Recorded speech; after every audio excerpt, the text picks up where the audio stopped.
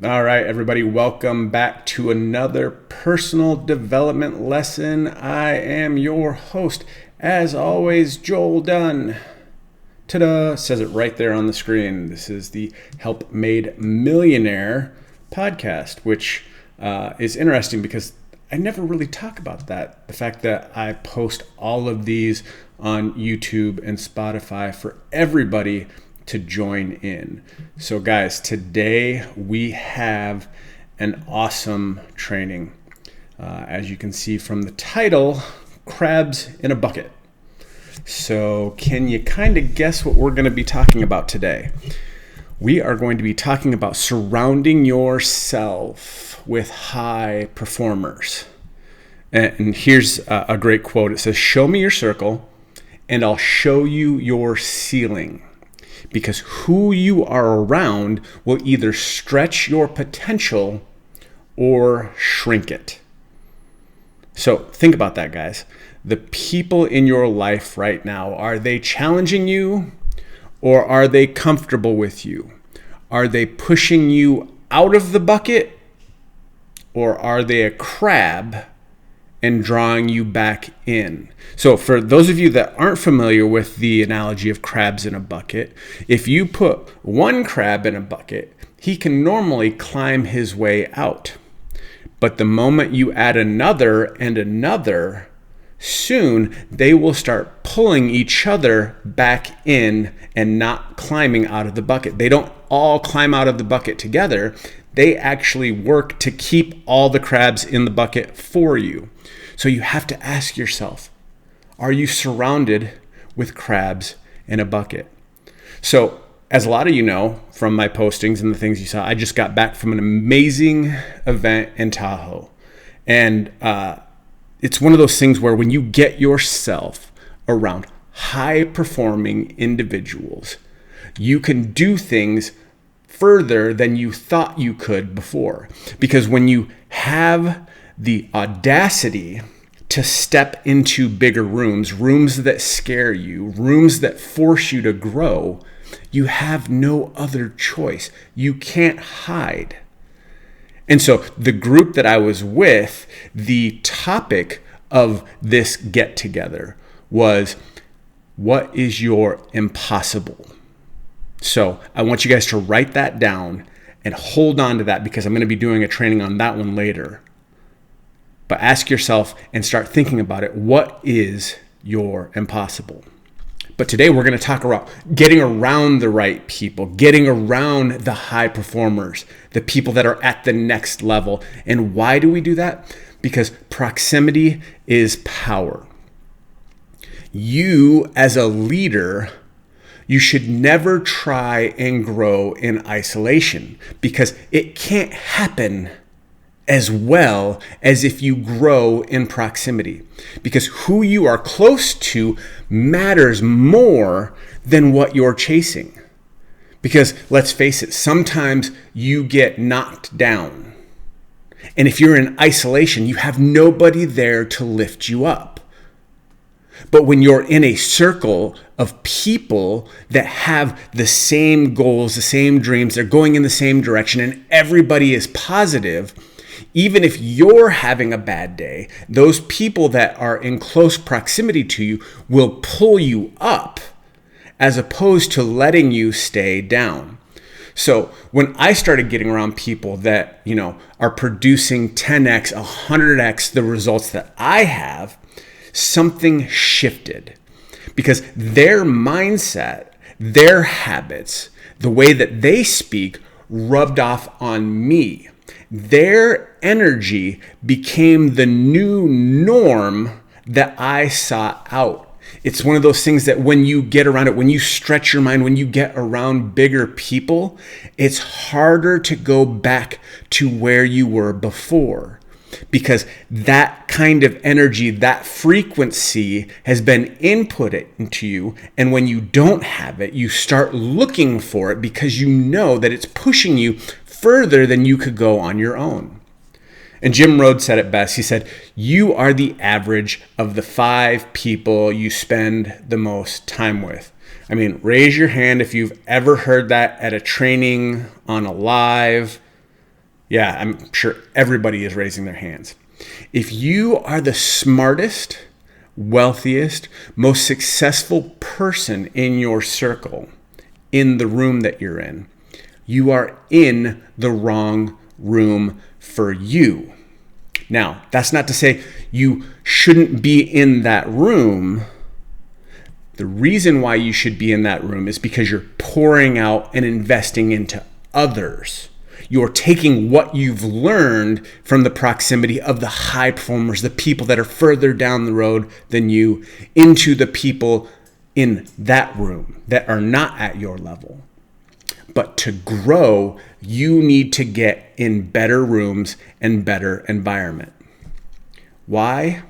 Because point number 2 is you get to a place where your environment sets your ceiling. See, if you don't realize that everything around you will either pull you higher or keep you stuck, you can't recognize that you're probably stuck. See, I've had seasons where I've surrounded myself with people who were always complaining, always pointing fingers, not really producing. And you know what happened? I started acting like them. I started saying the things. I started shrinking to the level of that room, that circle, those crabs, because it was what was being reinforced around me. So how do you snap out of that? You get to a different room. You get to a different environment. You are doing an awesome job because you come here Tuesday mornings, and hopefully the things that I'm going over with you are helping to uplift you and bring you in proximity and raise your ceiling and the ceiling of those around you. Because when I step into different rooms where winning is normal, my ceiling elevates. My ceiling changes. And then I want to go ahead and do that with you. Because environment is more powerful than willpower. I'm going to say that again. Environment is more powerful than willpower because your willpower can wane. Why do we have events? Why do we go to events? Because the energy charges us. You can feel it. It transfers from one person to the next when you're in that high level room together. As much as I love and as much as I try and as much as I train to transfer this energy from this side of the camera through to you on the other side of your camera, it doesn't do as good as if I'm at an event with you and I see you and I can transfer this energy. I can put my hand on you. You can feel it resonating from me, and I can transfer that feeling to you. So make sure that you're finding ways to get into an environment that will set your ceiling higher, because you can fight as hard as you want. But if your room is small, you will stay small. And guys, here's the thing. Point number 3 is pressure creates diamonds. And I know a lot of you want to create diamonds. I mean, that's what we do in our business. We help build people to create leaders at the diamond level. And growth is never comfortable. Guys, greatness is born under pressure, not comfort. And I think for us as a society, that was one of the questions that was asked during my podcast interview was, what do you think is one thing that is wrong with society today? And when I thought about it, I was like, man, society as a whole is apathetic. They are looking for the easy way out. They don't think that the things can happen for them, so they're not willing to try. They're not willing to get uncomfortable. But as a reminder, that's not you. Just you showing up here today, you've decided that you are going to be comfortable with being uncomfortable. I remember walking into a room once where I felt completely out of place. Everyone was ahead of me financially, spiritually, and in their business, they were 10x from where I was currently. I felt like I was the odd man out, but that discomfort stretched me. It forced me to figure out how can I raise my standards to a level where they're at so that I can begin to have the results that they have. Because let's face it, the reason why they are where they are in their business, in their level, with what they're doing, is because they have a higher standard of what they are calling themselves to than what I did at that moment in time. Fred DeVito said, if it doesn't challenge you, it doesn't change you. Guys, I want you to hear this and understand this.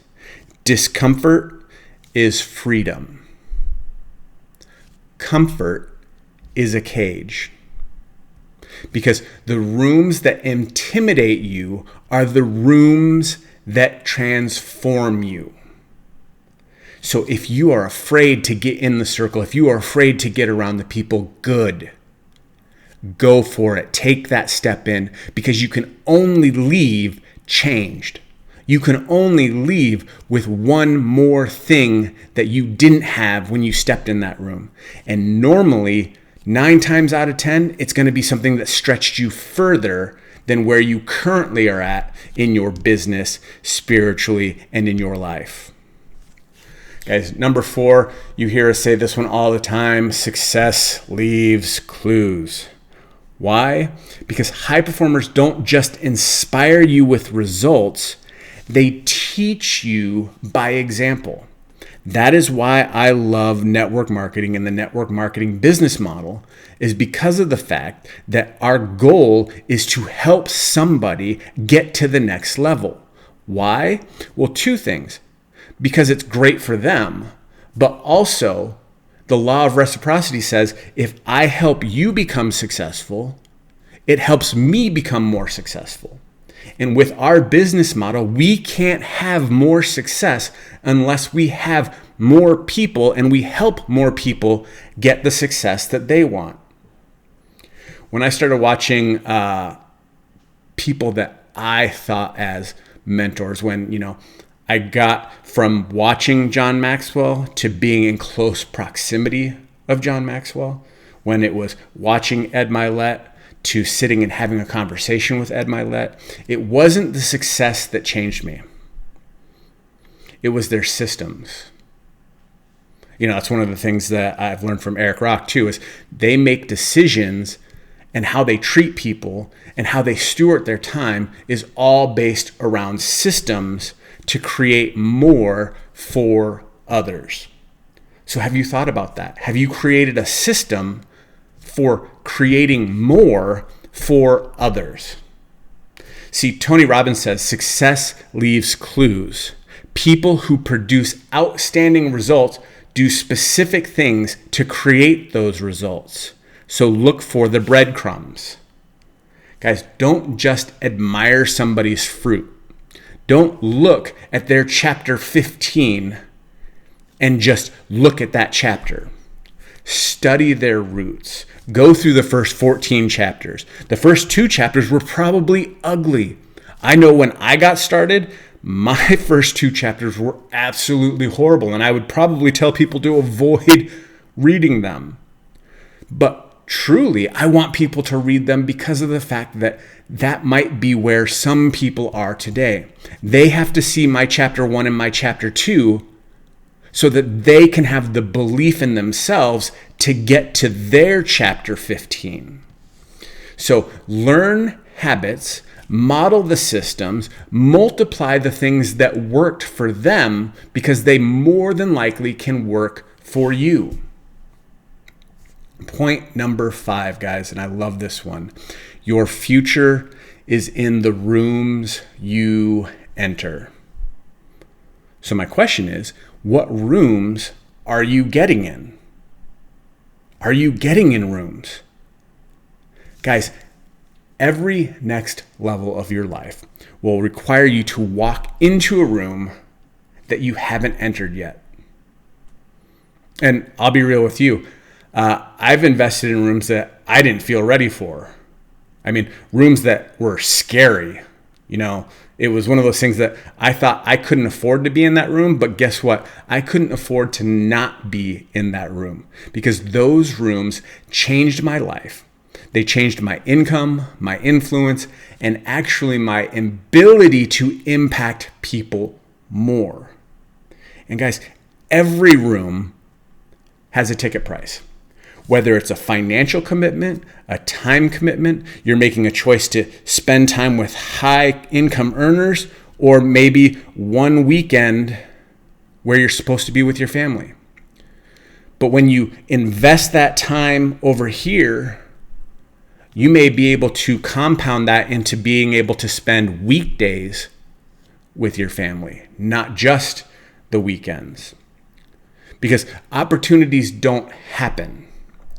You create them. And when you create them, you're not just creating them for you. You're creating them for your family. You're creating them for your children's children. You're creating them for other people when it grows outside of your immediate circle of your family. So make sure you're getting into rooms that multiply not only your influence, but your impact. Stop waiting for doors to open. Buy the ticket, join the group, get yourself a seat at the table. Because the right room won't just change your income, it has the capacity to change your legacy. So let's recap today's conversation. We're talking about crabs in a bucket. You're getting out of that bucket. You're no longer going to allow people to pull you back because proximity to you is power. Your environment sets your ceiling. You know that pressure creates diamonds. You're following the clues to success that are being left by other high performers, other high income earners. And you're going to pay a price to get into a room that is going to change the future for you and your family. So this week, I want you to take a hard look at your circle. Who is stretching you? Who's pushing you out of the bucket? And who is in that next room that you need to step into, even if it makes you uncomfortable? Do more of that. Get around more of them. Because the rooms you enter today will decide the ripple effect that you leave tomorrow. Don't settle for small circles because God designed you to have incredible, large-reaching impact, and He wants you to do it with other people. Guys, go out and make an amazing week. I hope your day is as awesome as you are.